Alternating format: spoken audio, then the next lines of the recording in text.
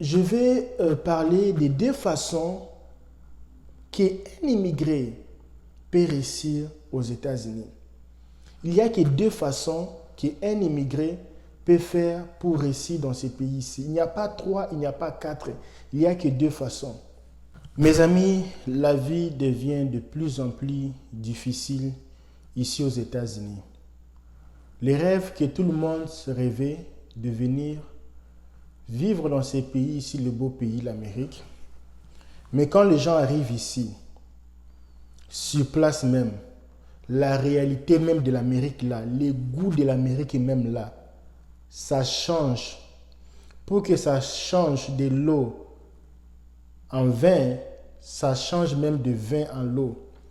Les gens qui sont ici, qui viennent d'arriver maintenant ici aux États-Unis, surtout les gens qui traversent la frontière, les gens qui arrivent ici, ils n'ont pas les supports. Ils vont vous dire la réalité de vivre au Canada et la réalité de vivre dans ces pays ici. Ce n'est pas ce que vous rêvez, ce n'est pas ce que vous voyez. Sur cette chaîne, moi, je vous montre blanc sur noir les vraies réalités même d'habiter ici.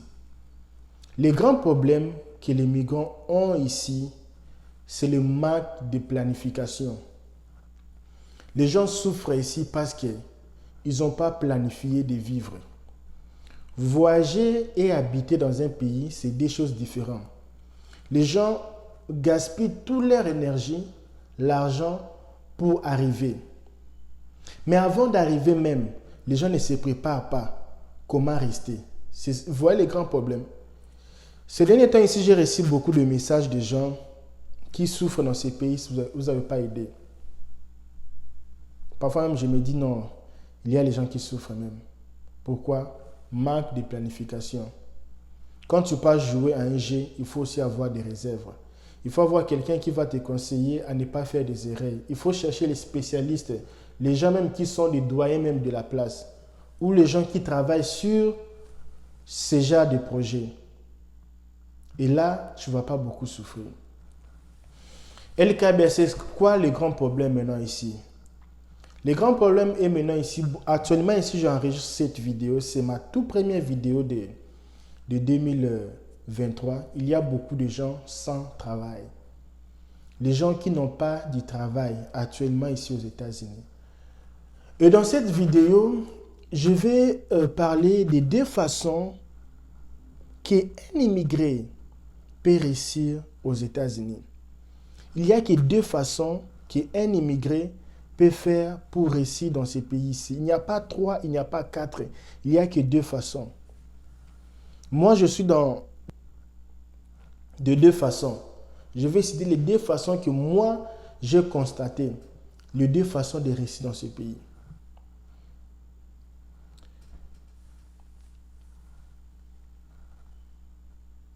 La première est,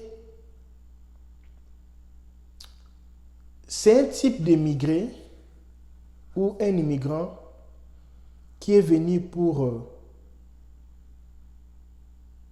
avoir ce qui manquait en Afrique ou en Europe ou en Asie ou en Amérique du Sud.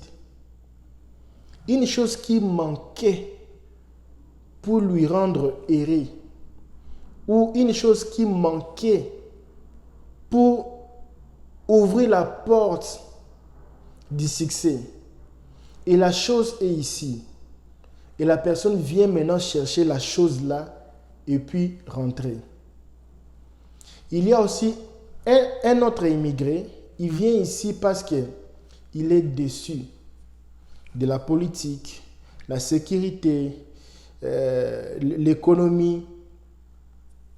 Il s'est dit non, jamais, jamais je peux rester dans ce genre de pays. Jamais. Je suis déçu. Qu'est-ce que je n'ai pas fait? Et ce genre d'immigré ou l'immigrant, il quitte ce pays pour aller chercher Eldorado. Et maintenant, c'est l'immigré ou la personne en question va maintenant venir ici pour rester, pour chercher comment réussir dans ces pays-ci. Mes amis, la vie ici, c'est très compliqué dans ces pays-ci. Ici, pour réussir dans ces pays ici, il faut avoir des techniciens, il faut avoir les gens. Il faut passer par plusieurs coachings, conseils, avocats, case management, écouter, suivre les témoignages, beaucoup écouter et beaucoup observer. Vivre aux États-Unis, c'est comme un match de football. Je parle un peu l'anglais et le français mélangé. Tu n'as pas besoin d'avoir de bons attaquants pour gagner ou jouer le demi-finale. Regardez même à la Coupe du Monde, vous avez vu les équipes africaines. Vous avez vu comment le Maroc, pour la première fois, une équipe africaine est arrivée en quart de finale de la Coupe du Monde. Jamais vu. Qu'est-ce que le Maroc a comme meilleur joueur que la Côte d'Ivoire, Burkina Faso, Togo, Congo, Cameroun n'ont pas?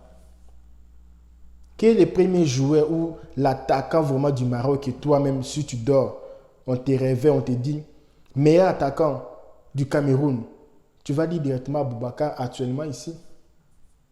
RDC, tu vas dire quoi? Directement, c'est Bakambu. On te demande c'est qui le meilleur attaquant du Cameroun, la Côte d'Ivoire, Togo. Tu vas directement parler.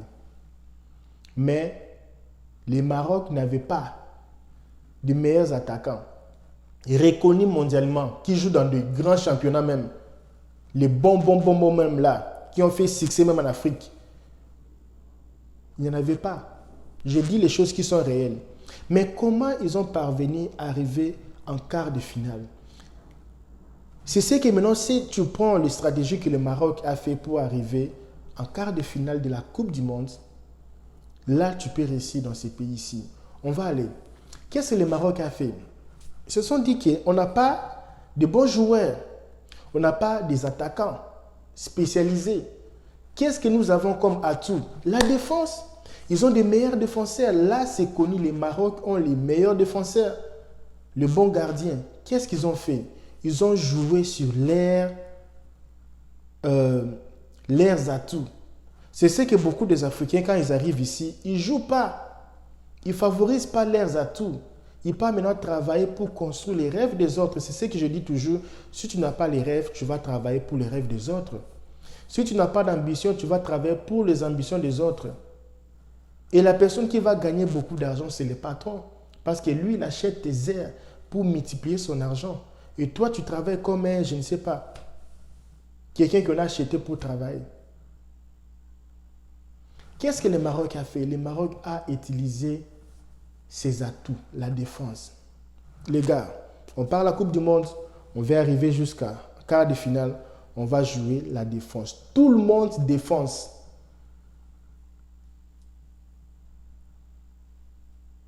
Et à la moindre escarmouche, on va attaquer. À la moindre faillite, on va attaquer. Si on a des espaces, on va attaquer. Parce que sans espace, on ne peut pas faire quelque chose. Vous avez vu le Maroc contre la Belgique. Les espaces, et ils jouent dans les espaces. Venez, venez, venez. Quand vous laissez les espaces, et maintenant ils vont attaquer. Ça, ces stratégies, les Africains ne font pas ça. Pourquoi? Tu arrives dans un pays, il faut jouer bas. Serrer les ceintures. Tu es dans un pays étranger. Ce n'est pas ton pays. Tu n'es pas né ici. Tu n'as pas papa, maman ici. Tu n'as pas quelqu'un qui va te défendre. Même s'il y a problème aujourd'hui, un noir américain peut s'échapper à minutes. Toi, tu restes. Et quand vous êtes avec eux, ils ont des bouts, ils ont des idées comme ça. Moi, parfois, quand je suis avec parfois, j'aime pas entrer dans l'RG là. Parce que quand il y a problème là, ils se défendent, mon frère. Mais toi, tu ne sauras pas se défendre. Alors, quand tu es dans ces pays-ci, tu viens d'arriver 5 ans, papa. Temporise d'abord. Tu n'as pas plus de 5 ans dans ces pays-ci. Pressé de quoi? Tu arrives dans un pays comme l'Amérique. Aujourd'hui, demain, tu peux prendre crédit d'une voiture. Pas une voiture de 10 000, mais une voiture de 35, 28 000. Sache-le, que si tu achètes une voiture de 30 000, tu ne vas pas rembourser 30 000, mon ami. Tu vas rembourser plus de 30 000. Moi, j'ai beaucoup de amis dealers, j'ai travaillé avec le marketing de voitures. Je sais comment ça fonctionne. Quand tu achètes une voiture en crédit, on t'oblige l'assurance obligatoire parce que ce n'est pas ta voiture. Voiture de 30 000. Bon, prenons un peu une voiture de 2013, non, 2014, 2015, comme ça. Non, 2013, non, 2014, 2013, non, 2011, 2012, jusqu'à 15. Chez un dealer, ce que moi je connais avec l'expérience, avec les clients, quand je pars avec leurs amis, les clients, tu vas payer plus ou moins dans le 450 $ par mois pour la voiture de plus ou moins 2014. 450 $ par mois.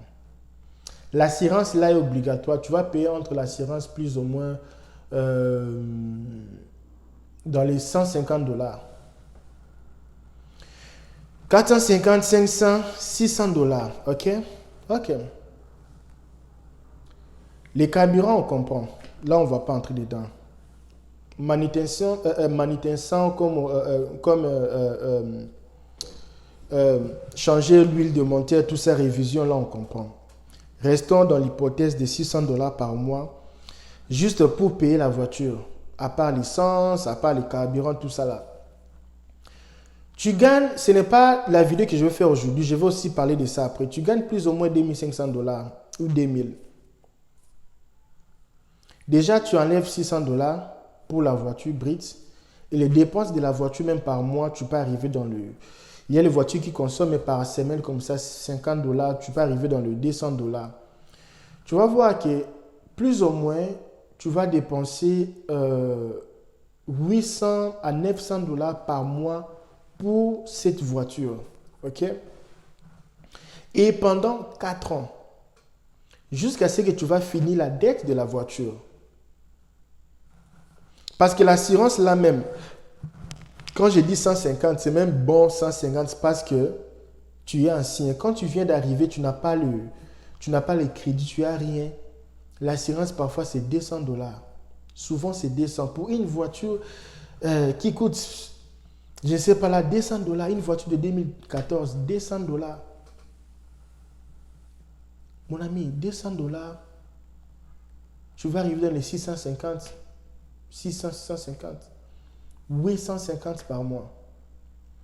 Ici aux États-Unis, il y a les mois où beaucoup de travail ferme. Actuellement ici, beaucoup de compagnies sont fermées. J'ai beaucoup d'amis, je ne vais pas citer l'État parce qu'ils vont savoir c'est eux. Ils n'ont pas le travail actuellement ici. La maison même là, il y a les coins là, la maison, comme dans les coins de Illinois ici. La plupart des maisons, c'est 1500, 1600. 1500, 1600 la maison. Tu ajoutes encore 800 $ pour la voiture que tu as pris en crédit. À part ça, tu viens de prendre l'iPhone à crédit. Et tu as pris des iPhones. Maintenant, je te pose la question. Tu joues l'attaque ou tu joues la défense? À la défense. Bien sûr, tu joues l'attaque. Maintenant, regarde comment maintenant on joue avec toi. On te donne beaucoup de choses. Maintenant, tu laisses les espaces derrière. C'est là maintenant, la bête là, l'animal là, va te prendre. Tu perds le contrôle. Maintenant, quand tu perds le contrôle, on va maintenant bien te manipuler. C'est pour cela, tu vas aller chercher le deuxième travail. Mes amis, il faut arrêter avec 2 travails. Il y a un gars là, chaque fois, à la feu rouge, il dormait. Au feu rouge. Et un jour, la police est arrivée. Mais monsieur, comment toi tu dors ici? Feu rouge, c'est déjà vert. Tu viens d'où? Je viens du travail. Avant ça, tu étais où? J'étais au travail. Tu viens encore du travail. Et tu pars où? Je pars aussi au travail. La police a dit non, ça ce n'est pas normal. Donne-moi le numéro de 3 entreprises là où tu travailles? Quelle entreprise là où tu te sens mieux? Oh, le premier, ok. La police appelle. À partir d'aujourd'hui, le monsieur, s'il vient là-bas, il faut le chasser. Il ne travaille plus là-bas. Il y a les études en France où on dit si un homme travaille plus de 55 heures par semaine, il y a une forte probabilité que la personne puisse augmenter la chance d'avoir les AVC, la chance d'avoir toutes ces maladies cardiaques et la mortalité même. Ça se rapproche. Parce que ce n'est pas normal que tu travailles plus de 55 heures par semaine. C'est beaucoup. L'homme, nous les Africains, nous sommes créés pour enjoy. Rester avec la famille, travailler. Je vais déjà finir cette vidéo. En fait, c'est compliqué parce que le temps nous presse. Des façons de réussir sa vie pour rapidité, parce qu'il n'y a pas vraiment assez de temps. Alors, quelqu'un qui vient pour rester et quelqu'un qui vient pour avoir quelque chose qui manquait. Stratégie pour quelqu'un qui vient prendre quelque chose qui manquait. Qu'est-ce qu'il faut faire? Mon ami, quand tu arrives ici, cherche ce que tu es venu faire. Les pays ici, c'est très secret. Il y a les belles filles, les bons garçons, il y a l'ambiance, la bière, à manger. Il y a beaucoup de choses qui peuvent te distraire. Quand tu arrives ici, il faut être focalisé avec les choses que tu es venu faire ici. Quand tu es venu maintenant pour rester, il faut aussi suivre aussi les pas. Par exemple, si tu viens ici pour rester, la meilleure des choses au début pour faire, il faut avoir le minimum, ce que je dis dans ces pays ici, le minimum. Si tu es un homme, un garçon, il faut avoir ce qu'on appelle les degrés. Il faut faire le collège. Le plus au moins, il faut faire plus ou moins 3 ans, 2 ans et demi au collège. Avoir un associé degré. Ou si tu n'as pas le temps, plus ou moins, fais l'anglais et fais une formation. Là, c'est d'abord la base de toutes choses. J'ai ouvert plusieurs entreprises, je suis entré en faillite parce que je ne savais pas le marketing et le management ici. C'est la chose qui m'a causé beaucoup de tort ici. Alors, si tu viens pour rester ou tu viens pour partir, si moi j'étais toi, je serais focalisé, je commence à construire mon crédit le plus vite possible et puis travailler dur, envoyer de l'argent en Afrique. S'il y a un endroit là où il faut investir de l'argent, mon ami, c'est en Afrique. Il y a quelqu'un qui vient d'acheter une maison de 1 million de dollars. J'ai dit, mais c'est 1 million de dollars. Mais tu vas encore travailler toute ta vie pour payer la dette ici. Et malgré les 1 million que tu viens de prendre, tu ne seras pas toujours riche. 30 ans, des dettes de 1 million, tu travailles dans les warehouses. Mais si vous me donnez les 1 million, je ne pourrai plus travailler toute ma vie. Je vais construire des appartements en Afrique. Des appartements, parce que là même pour la construction, le main-d'œuvre est très moins cher. Investir dans l'immobilier. S'il y a un endroit où tu peux, parce qu'ici, tu achètes une maison, mais la maison là, ce n'est pas ta maison. Tu paies toujours les impôts pour les sables là. Maintenant, dis-moi, quand tu arrives ici, tu joues l'attaque ou la défense? Parce que si tu joues l'attaque, tu seras éliminé. Tu auras 10-0, 4-0. Tu n'as pas les bons attaquants pour courir. C'est ce que Portugal a failli contre le Maroc. Si seulement le Maroc ouvrait les jets, mon frère, penalty comme ça, toi tu penses que Cristiano va rater? Ils ont joué la défense. Donc, quand tu arrives ici, il faut choisir les camps de la défense. Tu n'as pas les gens que vous avez grandi ensemble pour qu'ils voient comment tu as acheté une belle voiture. Tu n'as pas intérêt à montrer aux gens comment tu t'habilles bien à l'église, tout ça là, parce que le jour où tu auras problème, ici c'est un pays où l'enfant pleure, la maman n'écoute pas. Tu vas payer tes dettes seul et personne ne va t'aider. Quand tu arrives ici, temporise-toi, cherche les gens qui peuvent t'aider. Cherche plus les aides que de chercher des problèmes.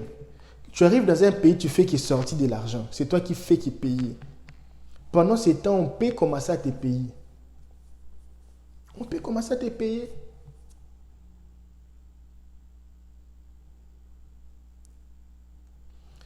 Auparavant, c'était facile quand quelqu'un quittait l'Afrique. Tu vas voir, une année, 2 ans, la personne construit. Mais apparemment, c'est comme si quelqu'un part en Europe. Même les gens qui partent maintenant en Europe, ils n'aiment plus même rester là-bas. Parce que la personne peut rester là-bas 10 ans, il n'y a rien là-bas. Rien là-bas. 10 ans, rien, rien. Alors mes amis, si vous avez aimé ce genre de vidéo, c'est ma toute première vidéo de l'année. Je voulais un peu partager avec vous mes expériences pour vous dire que quand vous arrivez ici, il faut temporiser d'abord. Cherchez maintenant comment investir. Je pense que le meilleur investissement, c'est l'éducation. C'est ce que moi j'ai compris. C'est l'éducation dans ces pays-ci. Et après, tu peux investir dans d'autres choses. Merci beaucoup. À la prochaine.